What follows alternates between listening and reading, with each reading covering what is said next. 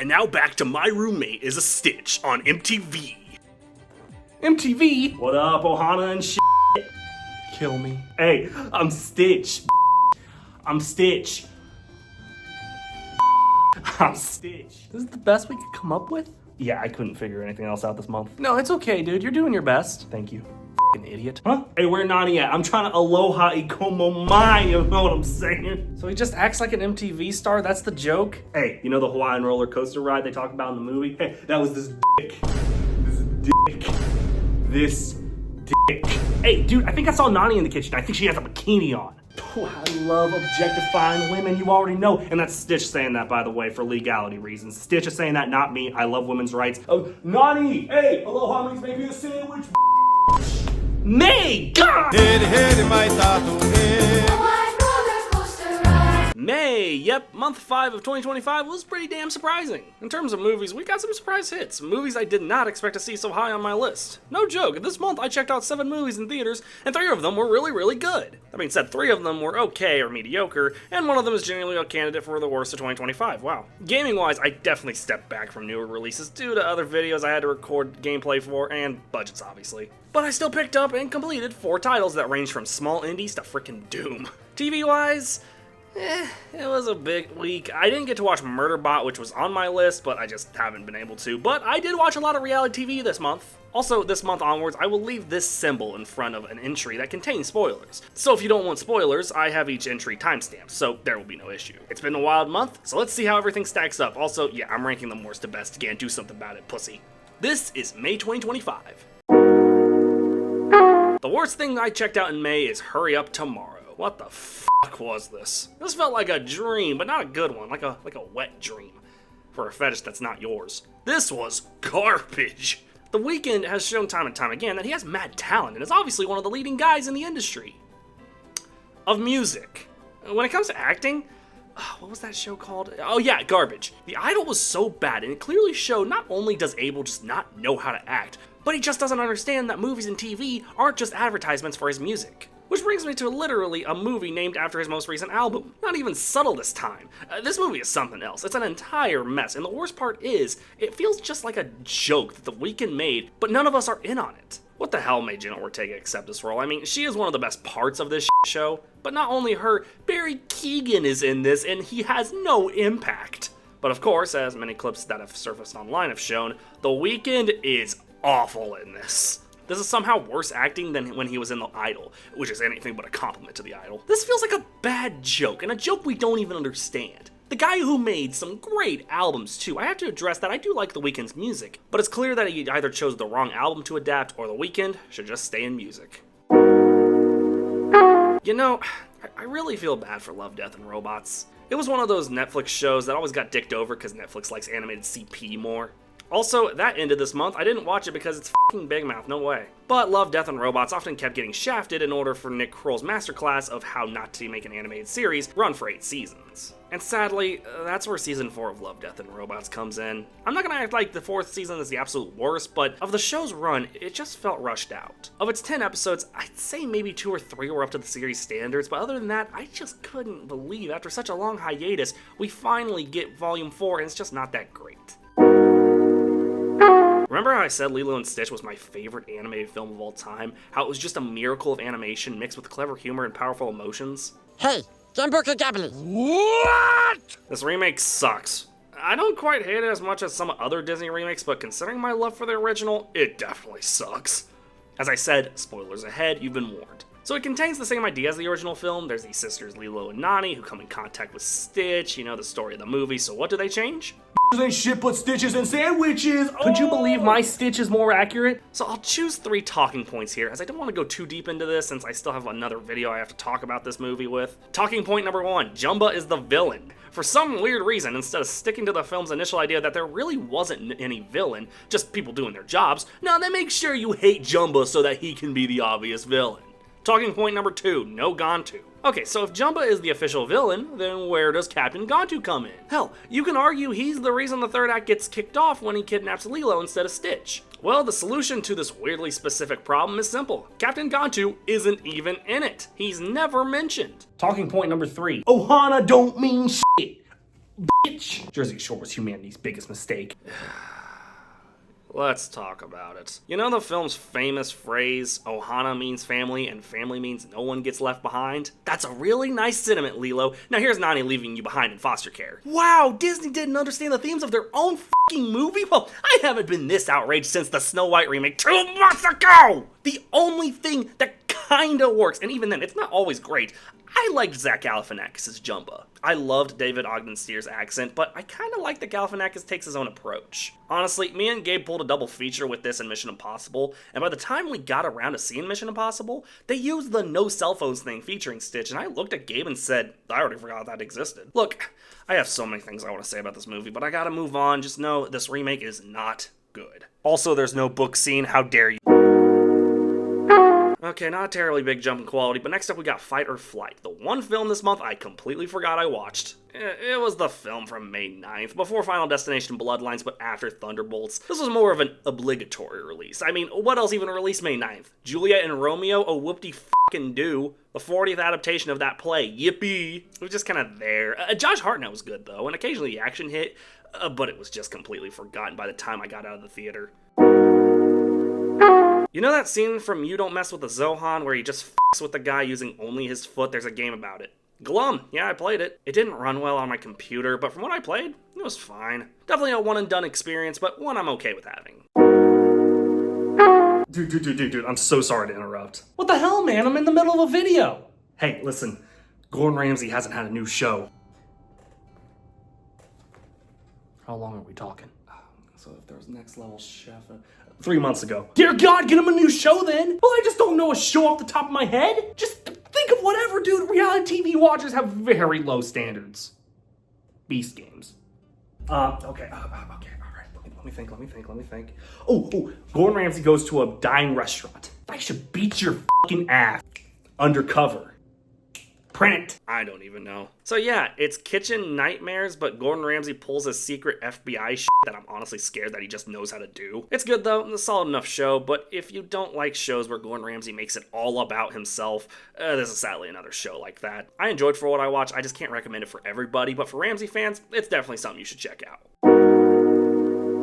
Dude, this movie was boring. I can't even say it was bad, just completely and utterly bland. I can't say I'm too surprised. I like Karate Kid and Cobra Kai is cool and all, but it's never been the most engaging series of movies. Underdog gets bullied, a Chinese man shows up, teaches him martial arts, underdog defeats bully. Hey, I just told you the plot of Karate Kid Part 2, Karate Kid Part 3, the next Karate Kid with Hilary Swank, The Karate Kid 2010 with Jaden Smith and Jackie Chan, the 6 seasons of Cobra Kai, and exactly 1 episode of How I Met Your Mother. Oh, and Karate Kid Legends, I guess. Dude, I don't know. It exists. Nothing in it's that awful. It's kind of a reverse of the 2010 film with Jaden Smith, where in that movie, Jaden goes to China and gets bullied, while in this, Li Fong comes to New York City and gets the treatment I assume most New Yorkers would treat someone like Li Fong. Not because he's Asian, but because he exists. I hear it sucks in New York, dude. Karate Kid Legends is fine. I don't think it'll be a top tier film of 2025, but it had so little impact on me. Plus, it was towards the end of the month. Hell, this and Fight or Flight are the only films from this month that I logged on Letterboxd, Sandra Sandini by the way, that didn't have like written reviews or anything. It's just completely fine. Nothing too special here, folks. Alright, the last of my mediocre picks. Towards the end of the month, I checked out Adults on FX and Hulu. Now, FX has had some quality comedies, most notably one of my all-time favorite comedy shows, It's Always Sunny in Philadelphia. So naturally, I wanted to like this. The opening scene has the one lady masturbating in a subway. Yeah, this is not my taste. I like raunchy humor, but when it's literally 80% of your show, I just don't care, dude. It's the same thing so many other raunchy comedies do. Sex jokes, quirky adult jokes, blah, blah, blah. As someone who was looking forward to this one, it definitely left me kind of wanting more. One of the games this month that I was looking forward to the most was Deliver at All Costs. One simple selling point made this a must-get for me. It played almost exactly like the old school GTA games, the first 2 games that is. And especially getting it free on Epic Games, yeah, that was a snag had I ever seen one. I had no reason not to check this one out. Here's now a compilation of me reacting to various things that happen in this game. Whoa! Oh, shit! Mr. Palmer left the car in reverse. Watch where you're going, lady. Company again? Oh my god. Sorry, ma'am. I'm kind of new to driving. I'm like a newborn baby when it comes to driving. That one melon. Oh, I lost all the melons! seriously, this game is so broken, it's kinda genius. There's no rhyme or reason to its gameplay, which means it delivers on being exactly what it said it was. An old school GTA clone, and for being such, I believe this game had quite an impact. I certainly haven't played a game like this in a while, and I can't wait to get more into it. It's definitely fun. At number 8 is LEGO Masters Season 5, and people just remembered why they can't stand my ass because I watch reality TV. Can't you tell? LEGO Masters is a weird one. It premiered back in 2020 and has run 5 seasons since then. It's a creative show, hosted by the voice of LEGO Batman, Will Arnett, and having real-life brick masters Jamie and Amy. It's a fun show, a bit cheesy, and Will Arnett kinda hogs the spotlight, but I really enjoy this show for its cheesy charm. And the 5th season currently has 2 episodes. One that's Star Wars themed, whatever, I like LEGO Star Wars, so it's fine. And the second was a wedding cake theme. Though yeah, they definitely didn't skimp out on the cheese. It's reality TV, what do you expect? I think it's a fine season. Stop with the no elimination episodes, it's a waste of time. Okay, now that we got one reality show out of the way, here's another! Destination X premiered its debut season this month, and I was kinda skeptical. Jeffrey Dean Morgan? Between him and Simu Liu, I don't know whose career is dying first. But the premise, alongside the inclusion of the worst Big Brother winner, made this a no-brainer for me. And thankfully, I think it works. It's like Amazing Race, but with GeoGuessr, and it's super creative. It's engaging, the contestants are mostly interesting, and as I said, a Big Brother winner's on the cast. An annoying one, but certainly a Big Brother winner. And I kinda find myself wondering, where the hell did Negan take these bitches? It's a fun show. Except for the host. I like Jeffrey Dean Morgan, but something about how he's always looking uncomfortable. Maybe someone told him hosting a reality show is the first step to his career dying? I don't know. Otherwise, I really enjoy this one. Oh, hell yeah. Doom the Dark Ages. Of all 4 games I plan to pick up this month, this was the one I was easily the most excited for. And I still don't know why. I mean, I like Doom, but I never really got into it the way my roommate did. Michael absolutely loves this series and even was hoping Doomslayer was in Smash Bros. I don't know why he thought the rated M demon-slaying main character of a franchise Nintendo would never endorse, god damn it, would ever appear in the kids game. But they had Sephiroth stab Mario, so I guess it can get dark at times. What am I talking about? The Dark Ages, right. Great game, plays about the same as any other Doom game, but if it ain't broke, don't fix it. I think Doom fans will get pretty satisfied. So why is it only number 6? Well, I gotta be honest, I suck. I only got to chapter 6 before this video, and I just couldn't figure it out. I'm gonna revisit it before my end of year ranking though. Try to maybe change the difficulty or try a different approach. I don't know, something so I can experience all 22 chapters, because I had fun otherwise. I just wanted to be honest about it because, I mean, come on, I'm not the kind of video game reviewer who can't get past the tutorial so suddenly the game sucks. Otherwise, it's badass, it's fast-paced, it's Doom. It's exactly what you want out of a Doom game.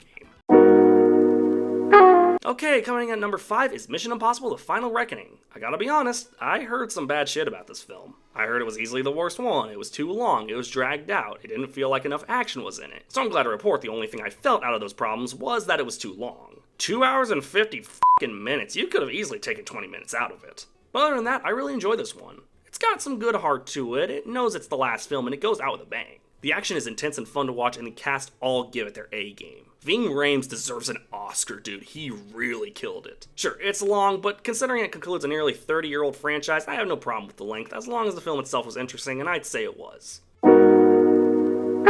Yeah, it should come as no surprise that I like the new Final Destination Bloodlines. I had a whole video discussing my thoughts on this movie, and honestly, very little has changed. The film is super interesting in that it adds a layer to the Final Destination formula that doesn't feel half-assed or stupid. Because just how many people this woman saved, death isn't just coming for her, but for her bloodline. The deaths are some of the best in this series. Yeah, it's really hard to watch some of these scenes. I'm about to traumatize anybody who's seen the movie. Oh, an MRI machine! I gotta say, they did good to make each character either rightfully likable or rightfully hateable. To where, yeah, that lawnmower is looking menacing right now. Overall, a surprise. Where did this movie come from? Definitely one of my personal favorites this year, and so far my favorite horror movie of 2025. My favorite game of this month was The Midnight Walk. Now, I was pretty excited for this game considering one major thing regarding its advertising. It was completely made in claymation. I love claymation, even if I don't like the project itself. Claymation is similar to hand-drawn animation in that it's something I don't have the patience for, but I acknowledge it's something only true talent can make unique. Well, this is a short game, about 4 to 5 hours depending on your desire to find small Easter eggs and all the collectibles. In those 4 to 5 hours, I was hooked. The world, the little pot dude that pissed me off, the story, the world building, the puzzles, everything worked in a way that could only have been achieved in a short amount of time. If this had been a big open world experience and not a smaller linear one, I probably wouldn't have gotten into it, or I just would have been overwhelmed. But because it's all confined in a short experience, it gives me the time to really appreciate all of it.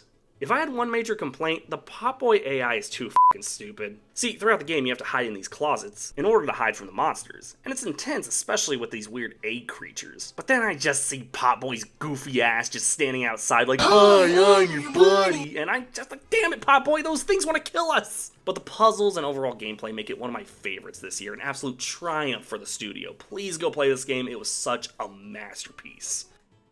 I just witnessed one of the most beautiful games that I will ever play in my lifetime. I mean it. Dude, shut the fuck up, Gabe! Coming in at number 2 is Thunderbolts. I gotta be honest, Thunderbolts didn't seem like the type of Marvel film to bring things back to standard. God, was I wrong. The film was a total surprise, and as I've shown in the beginning, spoilers. So a genius thing this film did was mix various characters from past Marvel projects that didn't work in the past and somehow makes all of them, most of them, work in a way that makes them all interesting and, dare I say, fun to watch. Florence Pugh is great as Yelena. She really brings something here that she didn't bring in Black Widow. John Walker is better, Ghost I straight up forgot was in a past Marvel film, let alone be a villain, and she's great here. The biggest improvement for me though was David Harbour as Red Guardian. I found him obnoxious in Black Widow, but here, he was consistently the best part. But the nicest thing is that this movie tackles mental health. Bob is Sentry, and his backstory showcases mental health and the importance of having a support system. It's incredibly well done, and as someone who had struggles with his own mental health in the past, it was super liberating to see it handled so well here. If I had one issue that really hurts it, Julia Louis-Dreyfus is the villain here, and I'm sorry, she's still Elaine from Seinfeld to me, or Selena Meyer if you know ball. She's funny, but not intimidating.